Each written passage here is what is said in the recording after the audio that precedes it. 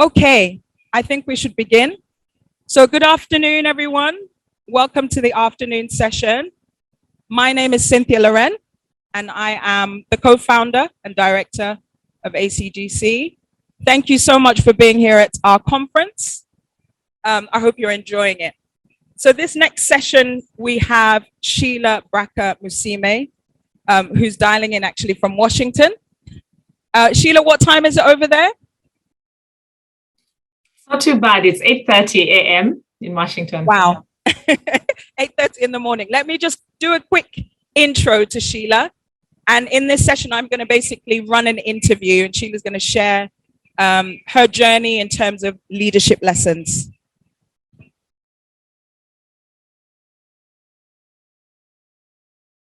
Okay, so Sheila Braka Musiime is Chief Counsel for the World Bank, the Africa, Middle East and North Africa Practice Group.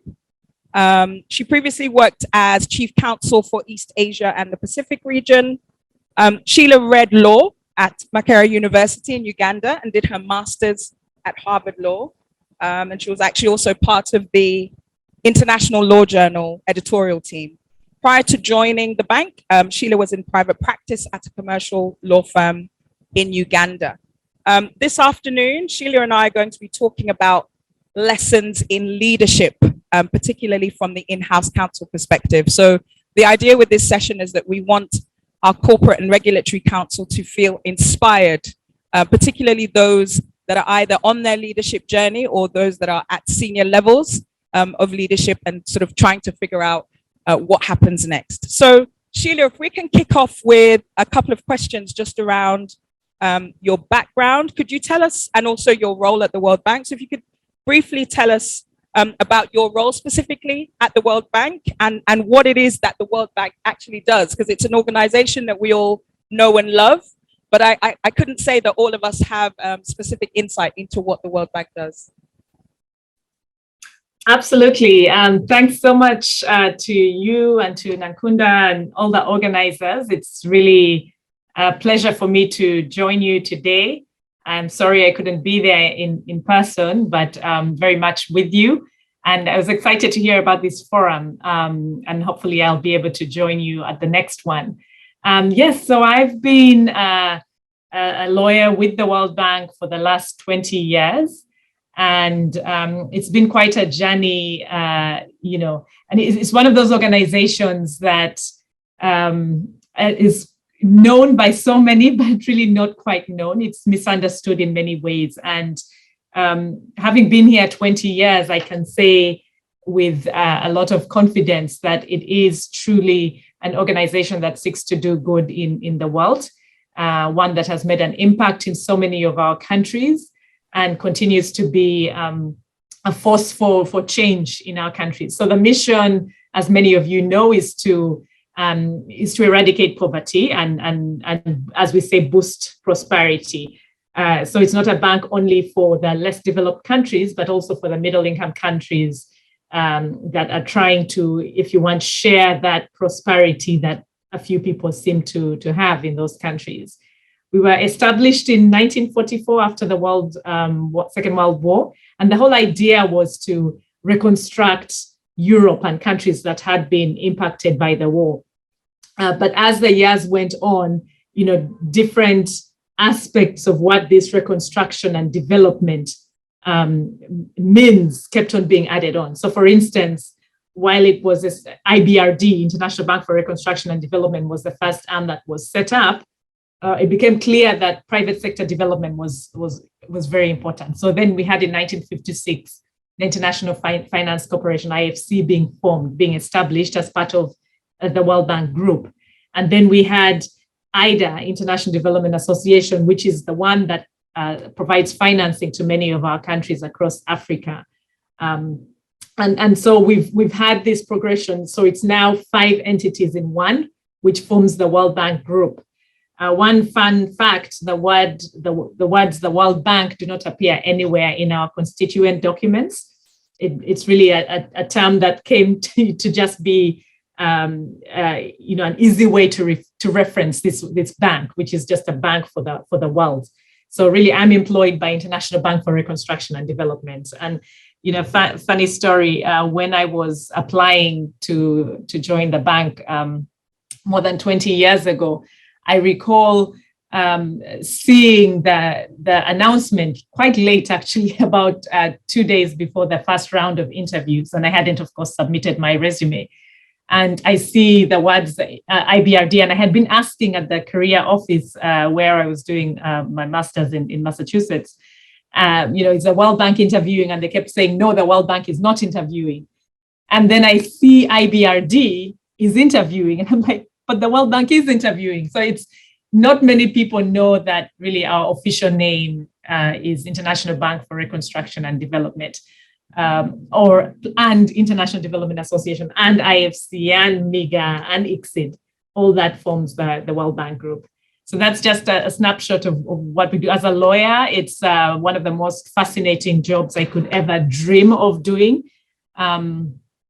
We do the lending operations to our countries, but there's a lot of policy work that goes behind it. We are a member cooperative, so all our countries own this institution. And it makes it a very interesting relationship that we have with our member countries who are our owners, but also our borrowers. And so as a lawyer, you learn very fast that is when, we're not in an adversarial relationship when we do negotiations with countries. We are there to help. We're there to provide the support that they need to fight poverty in their countries. And so it does pull out certain skills, a certain skill set from all of us as people who work in this institution. Back to you, Cynthia.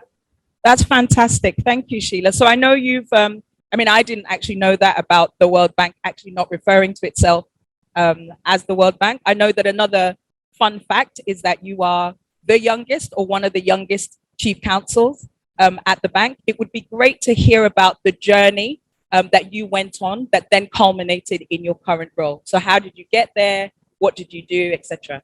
Thanks. And yes, so I am Ugandan. Obviously, I grew up in Uganda. And as you mentioned, I did law school in Uganda. And really, this was in many ways a job that was out of reach. Just being a lawyer at the World Bank was a job that I could not even fathom or imagine.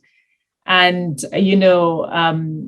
so I feel very blessed that I got the opportunity to even interview for a position here many years ago while I was completing an LLM. And, joined relatively young, actually quite young for our typical World Bank staff. It's an organization that tends to employ mid-career professionals. So I was in the earlier stages of my career. And so it was just a blessing to even be here and walk in these corridors and do the kind of work that I was doing. And so I, was so eager to learn, so grateful to be here, and just poured myself into the work. And, in that time, obviously, starting a family and all the good things that come with that. But, you're just putting your head down and working and remembering always the privilege that it is to work for an organization like this. And so about 10 years or 11 years into that role, sort of growing through the ranks along the way, an opportunity came up where, chief counsel positions had become available. So these are, leadership positions. The average age of a new leader in the bank is 45. I certainly wasn't. I was very much younger than that at that point. And, sometimes we need encouragement from others, should I say, because I was seeing myself as, there are many other people who are ahead of me. It's not my time. And, I'm enjoying what I'm doing. I had just had a baby, my third child. I was thinking this is, it's just not even going to work. And I had a couple of people push me, people who were in leadership positions and just, sometimes you see yourself in a certain light and other people see you in a different light, and just trying to see it through their eyes as, it's not about age. It's really about readiness. and also realizing that what the skills that are looked for in a leader are not there's no more technical ability that you're going to attain, right? To be a leader. A leader is somebody who takes action, who leads from whichever position that they're in, who's able to bring people together, inspire people, and just, it's action. I keep telling people leadership is action. It's not a position. It's not a title. And so it took a lot of pushing and really encouraging me to take a leap. And once I put in my application, then I was all in. I was now like, okay, this is going to be a fight for this position. Now that I'm in, I really want it. And so I was lucky enough to be selected. It wasn't lost on me that I was the youngest that had ever been, and it still shocks me that even after many years, it's now been 9 years that we've appointed other leaders, and they still are older than me, which is again a reflection of, it's really not about age. I think we all have it within us. We have to believe that, I'm a person of faith, that when God gives you a position like I'm blessed to have, that He will give you the people that you need, the resources that you need, the skills that you need, and that, along the journey, you remain humble and you remain willing to learn, willing to adjust, and really do the things that motivate your group rather than looking for accolades for yourself. So that's been my journey. It's been not to say that it's not been without challenges. I mean, of course, there were some people who would find it difficult to report to somebody who is many years their junior.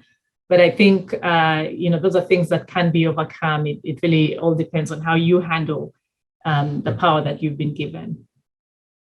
That's incredibly inspiring, just to hear about your perspectives on what it takes to be a leader, and actually leadership readiness almost, and not being tied to an age. And I think you clearly demonstrate that in the fact that even with all these years that have passed, you're still the youngest chief counsel, but it's really not an age thing at all. You mentioned in describing your journey about others encouraging you along the way. I wonder if we can just touch on some of the key influences and perhaps influencers in that journey, what that has meant for you, and also how you are now able to influence and mentor others as a result of your speech. Yeah, and I mean, that's such an important part of any of our journeys, right? It's the people who hold us to truth, people who encourage us, people who influence us, people who we look up to. And I know a few people who sometimes will approach me and say, oh, can you be my mentor? And I always wonder about that question, because I never, maybe once, had like a formally assigned mentor. Most of the mentors I have are people who have cultivated relationships with over the years, people who've helped me in some ways and people whom I've looked up to. So, as different from just seeing somebody and thinking, oh, can you mentor me? I mean, I can mentor, and I have mentored people in those circumstances, but I feel like it's more of a natural relationship that grows during work. Not all my mentors have been lawyers. Actually, a few of them have been in completely different fields from law within the institution. And what the way I've viewed the whole relationship is, if we're listening to only one voice, we might not hear the full picture. And so I always tend to have anywhere from 3 to 5 people whom I'm able to text quickly when I'm having an issue, or say, can I speak with you about this? I'm thinking of applying for this position, or I'm facing X challenge, or, and each of them bring different things into my life. Some people are just brutally honest people and will tell you, I don't think it's time. I think you should actually do this and that. Or some other people are very plugged into the institution and are able to say, oh, by the way, X position is coming up, I think, or X task force, I think you should be part of that. And so that's how I've viewed mentor relationships. We don't typically keep relationships. Well, I felt that it's something I had to learn how to do. Where we, as humans, we tend to be very transactional in nature, or at least in our careers. So, you sort of work with somebody to get something, they're the ones who have to clear this or clear that, and so that you can move forward in a transaction. But the whole mentorship thing is about relationships. It's about purposefully keeping those relationships, purposefully reaching out to people, and sometimes meeting because of nothing, like you're just having lunch. No agenda, no, I'm asking you for advice, just for lunch. And something they say will click with something else that you were thinking and help you move forward with a thought. So if you think of it more as building a relationship and, of trust and friendship, I think it becomes much more fulfilling rather than, and that's also funny enough, how I approach the people I mentor. I enjoy more those conversations where we're just talking about their kids and talking about how things are going and laughing about stuff.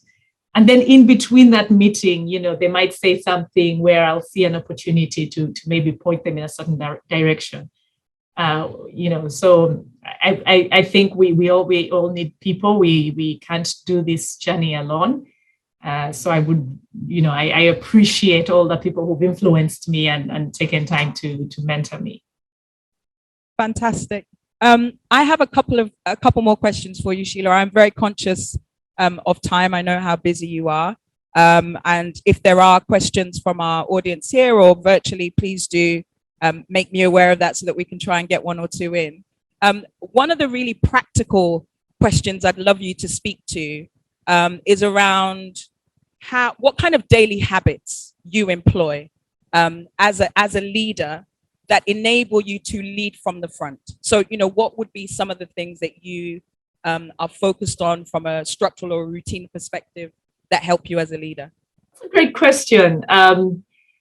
One of the things that I do, without fail, it's funny, every morning driving into work, and we are coming back to the office a few days a week now, but it's a practice that I had for years and years.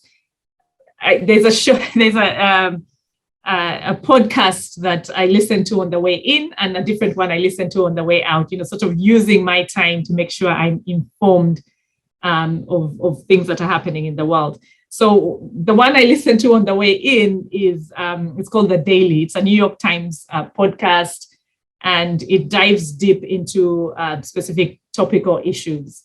Many of them tend to be US focused, but so many of them are really issues across the world, Afghanistan, Ethiopia, different things that are happening. But it's done in a very simple way, that the issues are broken down in a way that is conversational and simple. And that always helps me to understand topical issues very well. And it's a very soothing podcast in some ways, just the way that the host leads and guides the discussion. And then on the drive back home, Africa Today, which is a BBC podcast, comes on, towards the end of our day here in Washington. So as I'm heading home, I listen to that, and it rounds off the news of the day across Africa. And, like, for instance, yesterday I was listening to the story about the guy who was selling nsenene, that the grasshoppers on Uganda Airlines, which was a huge embarrassment for the country and for the airline. But, just being able to listen to the way the world or others see news in a country and being informed. So that's a daily habit. News is something that we have to, in my job, in working across the continent on issues that impact all of us, natural disasters, coups, economic collapse, things of that nature are things that are very important for my job, and nobody is going to tell them to me. It's something I have to seek out. And then a lot of my team also tends to be based in Africa right now, and so another habit is just checking in on them. We tend to be very informal these days, so it could be a phone call, it could be a WhatsApp. We just keep the conversation going. So it's touching base with the team constantly throughout the day is important. As a leader, I'm not the one drafting the legal agreements. I'm not the one doing every transaction, but the team is doing every transaction. But then I'm answerable at my level. And so making sure I'm informed, at a high enough level without getting into the lawyers' businesses, is something that is, that I do constantly throughout the day. I also walk. I used to gym. We have a gym in the building here in Washington. I used to do the spinning class, but it's not there anymore, of course, since COVID. And so I walk daily for an hour. And again, I'm listening to something, during that time that I'm walking. That's typically in the evening after I get home. So those are, daily habits, so to speak. Cynthia? No, that's great. I mean, I'm taking mental notes. I think I have to check out that podcast. And I love the idea of having one thing that you listen to on the way in and then something different on the way out, and just maximizing the use of time. Sheila, I've got two more questions for you before we round off this session. My first question, penultimate question, is around failure, because quite often in leadership, we talk about people's successes. There's a saying that success is failure turned inside out. And I would love to know, what are some of the failures that you feel have catapulted you and perhaps propelled you to become a better leader? What are they, and how have you used those? And then my final question to you, if I can pose it now, and then you can, I can remind you if you forget, don't worry. But my final question to you is going to be about some advice that you might give your younger self. So the first question around failure and using failure as a platform or to propel you to leadership, and then the last question on advice to your younger self. Thanks. Not very easy questions. Failure, yes, it's very much part of life. It's funny, when you talked about it, I went right back to an application I made. This is, after law school. I was working in Uganda and had applied to do an LLM at Harvard, got accepted, but didn't have money. And thinking, okay, there's no way I'm going to pull this off. And then an opportunity came to apply for a Rhodes Scholarship in Oxford. And I, had every indication throughout the application process that I was a strong candidate for that. And so I put everything I could into that process and, became very vested in it. It met two needs. I was going to be able to do an LLM in a university that I thought was highly respectable and just excellent. And I would be funded. And went through the process in Uganda. I think those who know how this scholarship works. And I did not get selected. And I remember that gut, sort of punch, and feeling really, really, really disappointed. And, it didn't matter that I was told, the person who was selected had X and Y called, she was clearly more ready to get that scholarship. She was going to do a PhD and in a really amazing field. She wasn't a lawyer, and you're competing with everybody, and just being extremely disappointed and not knowing what next. And then that failure then propelled me to look for to widen my horizon and look for scholarships in places that I would not have even imagined getting scholarships from, and then getting a partial scholarship, writing to Harvard and saying, because I had already deferred for a year, and then them saying to me, oh, you've got that much, we'll fill in the rest. And thinking, wow, but I keep wondering what my life would have been like if I had gone to the UK, if I had gone to Oxford. And I think it would have taken on a whole different trajectory, because I just so happened to be in the right place when IBRD, not the World Bank, approached US universities and said, we're trying something new. We want to take younger lawyers. We're targeting a few universities at this point. And there I was, at the right place at the right time. So that what I thought was a failure at that time, God had a bigger plan for me.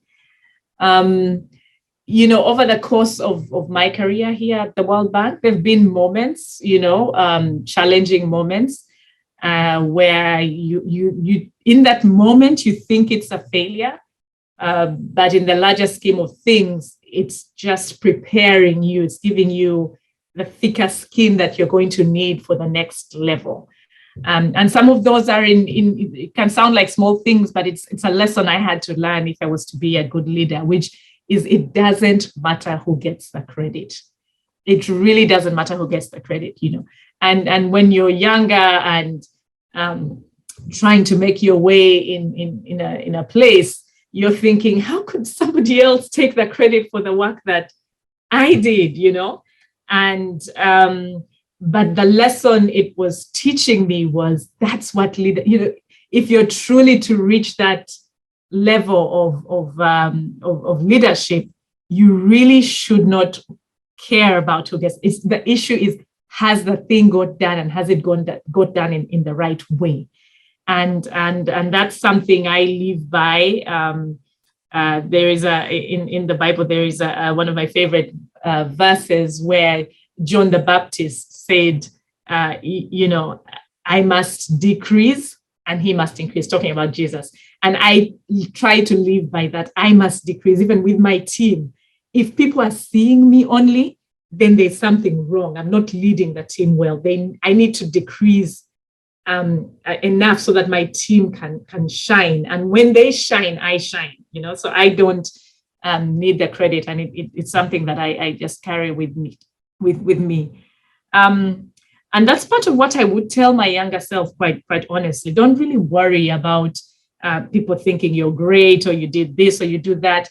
People know who does the work. People, like I said, leadership is action. You don't need to get those accolades. You don't always need to be the one whose name is everywhere. Just do the right thing, do it well, and that's what will carry you. Another thing that I really live by and really try and communicate always is be mindful of the small things. Sometimes we get caught up thinking about maybe the next position, or thinking about how people are going to perceive you, and you forget to do the small things right. And as a leader, I can tell you, when I see small, tiny mistakes that people make, I wonder if I can trust them with bigger responsibility and bigger things. So it's that memo which you have to write. It's that, putting in your leave request on time. It's small things which, yes, in the larger scheme of things, we are all busy, we're dealing with big issues. But when you make small mistakes, then people wonder if you can really do the big things well. So I would tell my younger self to